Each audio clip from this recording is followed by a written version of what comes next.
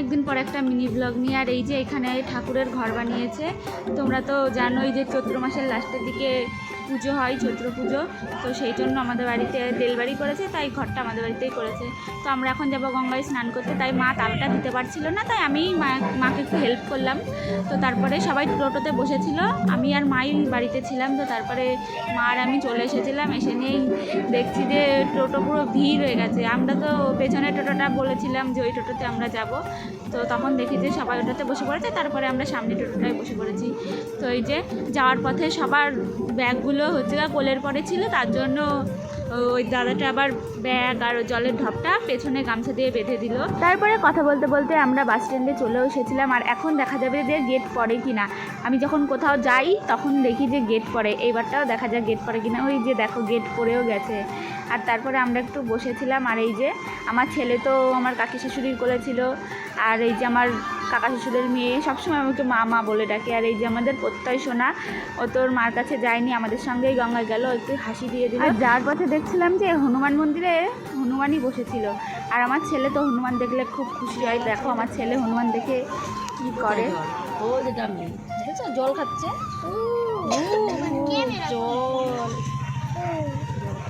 তো তারপর আমরা প্রায় গঙ্গার কাছাকাছি চলে এসেছিলাম। আর এই যে ফুলিয়া কীর্তিবাস, এই স্কুলেই আমি পড়তাম। তো এই যে গঙ্গায় চলেও এসেছি। তো এবার যাওয়া যাবে আমার জেঠির বাড়ি।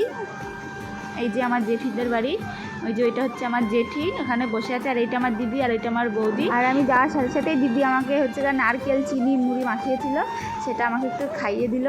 আর বাড়ি থেকে আসার সময় আমাদেরকে বলেনি যে থালা গ্লাস এগুলো লাগবে, তো আমাকে একটা দাদা বললো যে এই জিনিসগুলো লাগবে। তারপরে আমি আমার জেঠিদের বাড়ি থেকে এই জিনিসগুলো নিয়ে নিলাম। আর এই যে এখন আমাদের ঠাকুরকে স্নান করানো হবে।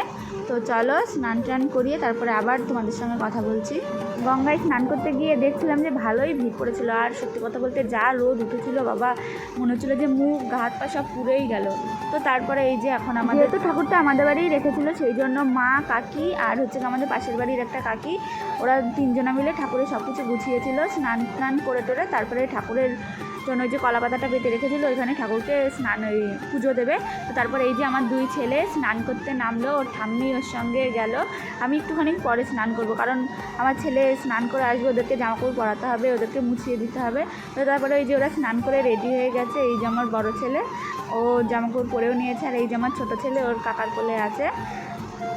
তো ঠাকুরকে স্নান করানো হয়েও গেছে। আর এখন ওই যে মা ঠাকুরকে সব কিছু গুছিয়ে দিচ্ছে, আগে থেকেই গুছিয়ে রেখেছিল তিনজনা মিলেই। আর যেটুকু বাকি ছিল সেটুকু মাই গুছিয়ে দিল।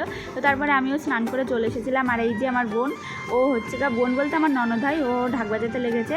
তো এই যে তো তারপরে ঠাকুর মশাই পুজোতে বসেও পড়েছিল। এবার একে একে দুধ ঘি গঙ্গা জল এইগুলো সব দিয়ে দেবে। আমরা যেমন শিব ঠাকুরের মাথায় জল ঢালতে গেলে ওই জলের মধ্যে দুধ ঘি গঙ্গা জল তেল তুলসী একবারে দিয়ে নিই, এখানে ঠাকুরমশাই আবার সব একটা একটা করেই দিল। তো তারপরে এই যে ঠাকুরকে বরণ করে নিল। আর এখানে মনে হচ্ছিলো যে ঢাক বাজানোর পাল্লাপাল্লি চলছে, কে কেমন ঢাক বাজাতে পারে সেটাই আমি দেখলাম। তো তারপরে এই যে আমাদের পুজো সম্পূর্ণ হলো, এখন প্রসাদ বিতরণ হবে। তো চলো প্রসাদ খেয়ে নিয়ে তোমাদের সঙ্গে আবারও কথা বলছি। তো আমার তো প্রসাদ খাওয়া হয়ে গেছে, এখানে কাকি সবাইকে প্রসাদ দিচ্ছিল।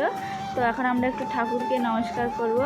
তো এই যে আমার ছেলে নমস্কার করতে চাইছিল না, ওকে ধরে বেঁধে নমস্কার করালো আমার মেজো বড় মা। তো তারপরে আমিও এখন একটু ঠাকুরকে নমস্কার করে নেব। ভিডিওটা তোমাদের কেমন লাগলো অবশ্যই কিন্তু কমেন্ট করে জানিও। তো চলো এখন আমরা যাবো বাড়ির দিকে, সেই জন্য ঠাকুরকে এখন শালুটা পরিয়ে নিল। তোমাদের সঙ্গে দেখা হবে আবার অন্য কোনো ভিডিওতে। ততক্ষণ তোমরা সুস্থ থাকো, ভালো থেকো, বাই।